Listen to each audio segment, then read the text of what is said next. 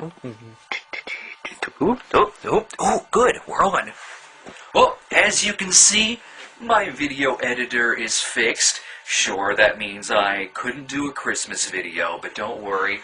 I've consumed 10 pounds of coal, so we should be even. I've made it up to you. So now I'm free to talk about whatever shitty DVD pops out of my ass post-laxative. And you have no idea how fucking hard it was to watch these crappy movies with no video editor. I had to rant about them to my cat. My cat's a Siamese. Oh yeah, he was pissed. Alright, let's see what we got in the bag. Right here in the open. How about that? Didn't that work out? What do we got here? A little movie called Zombie Lake with a skeletal military man on the cover. You know, I'm starting to think I was better off with the computer broken. I mean, in that time, nothing was forcing me to watch movies like Zombie Lake, so maybe I should just take the fucking hammer and smash the fucking thing. But I've already watched Zombie Lake, so I guess now I should just take this and bash my own fucking head in. But that would hurt. So let's talk about something that is only a Micro Machines bit of difference. Zombie fucking Lake. And right now, I'm thinking back to the box cover to the 1977 film Shockwaves, in which it is declared that Shockwaves is the best of the Nazi zombie subgenre. Now, the initial reaction would be to think, are there really that many Nazi zombie films to deem one as the best? Well, if Shockwaves is the best, then this one is definitely the worst. If this movie were in Hitler's bunker, he would have offed himself a lot fucking sooner. What makes this a giant steaming pile of Third Reich garbage is that, well, there's just no love from the people behind the camera. In Zombie Lake, a squad of Nazis are killed by townspeople during World War II, and their bodies are dumped in the lake. You'd think that backstory would take only about 5 minutes to explain, but this fucking ass bandit dedicates about 20 whole minutes to it. Before the massacre of the Nazis, one of the soldiers falls in love with a woman and impregnates her before he's killed.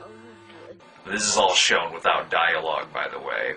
And it's just as entertaining as it sounds, so I'll stick with Metropolis. So never mind that the Nazis rise again as zombies. Here's where it gets even more ridiculous. We think that the rest of the film takes place in the present. Why? Well, the glorious 80s nudity, of course. Look at this, okay? We have a team of volleyball players in a van, and they decide to skinny dip in the lake, only to be dragged under by the zombies. This screams 80s. Look at the hair, the short shorts, the premarital nakedness. Okay, so why isn't this the 80s then? Because the dead soldier's daughter is one of the main characters, and she's all of about 8 years old. So that means that this takes place somewhere in the 50s, most likely. This movie has officially urinated on my face and told me that it's raining. The zombies rise up out of the lake and want to take revenge on the town that did them in. They prey on the townsfolk for a bit of a feast and then return to the lake. And the same thing happens again later. The townsfolk are all confused about how they are going to catch these zombies, and the brilliant idea is conceived by the town's mayor to use the zombie soldier's daughter as bait to catch the zombies and kill them. Clearly, no one thought of just hanging out by the lake with some shotguns, waiting for the zombies to rise again the next night, and then blow them the fuck away. If I had run on that platform, something tells me I could have beat this mayor in re-election. It gets to the point where the only entertaining things in the film are the sheer amount of flubs that run wild through this thing. You'd think that it would stop around the whole 1980s, circa 1950s crock, but trust me, there's a whole lot more. I'm talking scenes of corpses blinking here, not to mention the camera crew showing up in a mirror, and I also love how the underwater lake shots are a swimming pool. Look at this. You can see the pool edges. But my personal favorite happens to be in the scene where the topless volleyball player runs into the local restaurant seeking help. She passes out on the table, causing the people to pick her up and carry her upstairs. Look to the right of the screen, and you can clearly see one of the extras trying desperately hard not to laugh. That scene even passes up the hilarious goof where the dead body swims.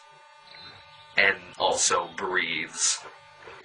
Jess Franco has a co-writing credit, but if you're expecting something with psycho transsexuals, lesbian vampires, or deadly gators, no such luck here, my friend. Try Tijuana.